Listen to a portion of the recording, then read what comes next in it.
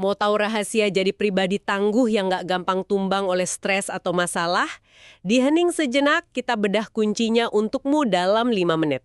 Selamat datang kembali. Hari ini kita akan menyelami cara membangun ketangguhan diri atau yang sering disebut resiliensi gitu ya. Kita udah kumpulkan intisari dari berbagai sumber penting nih, khusus untuk membantumu jadi lebih kuat menghadapi ya lika-liku kehidupan lah. Betul sekali. Tujuannya agar kamu bisa paham elemen-elemen kunci yang bikin seseorang itu nggak mudah patah gitu saat diterpa badai. Dan justru bisa bangkit lagi. Bahkan mungkin lebih kuat dari sebelumnya. Mari kita langsung masuk ke intinya aja ya. Oke, siap. Mari kita bedah fondasi pertamanya nih, pikiran dan perasaan yang sehat. Ini katanya mencakup kesehatan mental, kesadaran diri, sama kemampuan buat tetap tenang. Seberapa krusial sih ini sebagai titik awal? Wah, ini krusial banget. Ini kayak pusat kendali kamu gitu. Punya kesadaran akan apa yang kamu pikirkan dan rasakan. Self-awareness ya istilahnya. Terutama pas lagi stres, itu penting.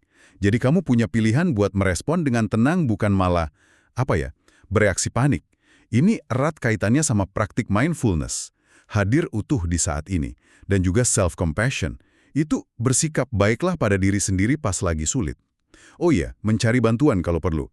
Itu juga bagian penting dari jaga fondasi ini loh. Oh gitu, jadi mengenali dan menerima kondisi internal kita tanpa ngejudge gitu ya, itu langkah pertama biar nggak gampang goyah.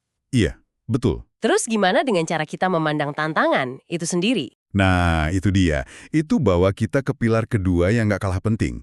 Mengembangkan pola pikir bertumbuh. Atau growth mindset. Ini bukan sekedar mikir positif aja ya, tapi lebih ke keyakinan kalau kemampuanmu, kecerdasanmu itu bisa dikembangin lewat usaha. Dan juga ya belajar dari pengalaman. Artinya ngelihat kesulitan itu bukan kayak tembok penghalang gitu ya, tapi justru sebagai kesempatan buat belajar dan ngasah diri. Tepat sekali. Dengan pola pikir ini nih, kegagalan itu nggak dilihat sebagai akhir dunia. Malah jadi umpan balik yang berharga kan? Ini dorong kita buat terus belajar hal baru, coba lagi, dan akhirnya ya jadi lebih adaptif dan tangguh pas hadapi perubahan atau tekanan. Menarik, menarik. Jadi kita udah punya fondasi internal sama cara pandang yang mendukung. Tapi kan kita nggak hidup sendiri nih.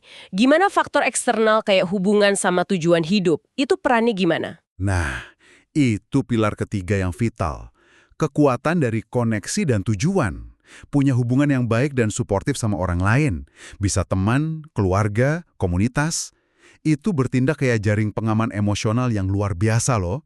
Mereka bisa kasih dukungan praktis maupun moral pas kita lagi butuh banget. Iya, iya, iya, kebayang sih. Terus soal tujuan hidup, kok bisa punya kenapa yang kuat itu bikin kita lebih tangguh? Gimana tuh hubungannya? Gini, punya tujuan hidup, atau paling nggak makna dalam aktivitas sehari-hari. Itu kasih kita arah dan bahan bakar motivasi. Pas situasi lagi sulit banget dan rasanya udah pengen nyerah aja gitu. Tujuan inilah yang seringkali jadi alasan kuat buat kita terus bertahan dan maju. Ini kasih perspektif yang lebih luas, di luar masalah yang lagi dihadapi saat itu. Berarti ketangguhan itu bukan cuma soal kekuatan dari dalam diri aja ya, tapi juga perlu dukungan dari luar dan arah tujuan yang jelas, gitu ya? Betul, Ada lagi nggak yang perlu diperhatiin? tentu masih ada. Semua pilar tadi bakal lebih kokoh kalau ditopang sama pilar keempat, yaitu gaya hidup sehat. Ini mungkin kedengaran klise ya, tapi kesehatan fisik itu ngaruh banget ke mental. Dan juga kemampuan kita ngelola stres. Beneran deh, olahraga teratur, pola makan bergizi, terus tidur yang cukup.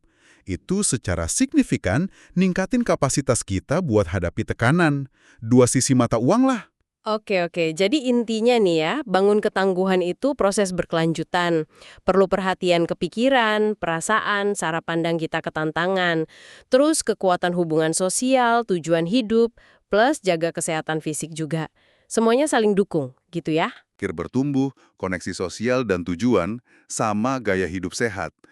Kira-kira area mana sih yang paling pengen kamu fokuskan dan perkuat mulai hari ini buat bangun versi dirimu yang lebih tangguh gitu? Nah, itu dia rangkuman kita di Hening Sejenak kali ini. Ngomong-ngomong nih ya, kamu udah nonton sampai akhir gini kok belum follow, subscribe, atau pencet tombol like sih? Jangan-jangan benci sama kita ya, haha. Bercanda kok. Sampai jumpa di pembahasan menarik berikutnya ya.